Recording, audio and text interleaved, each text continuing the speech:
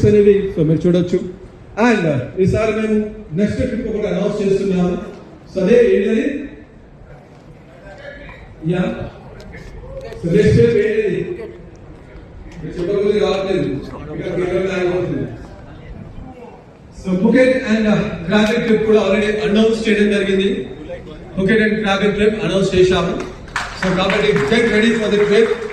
ఇది 5 nights and 6 days, అంటే 5 రాత్రులు అన్నమాట. అంటే 5 nights and 6 days trip simple చెప్పాలండి. సో దీనికి ఆల్రెడీ కొంతమంది క్వాలిఫై అయ్యారు కూడా. లిస్ట్ లో పేర్లు ఉన్నాయో నాకు తెలియదు, ఎవరి పేర్లు ఉన్నాయో కూడా నాకు తెలియదు.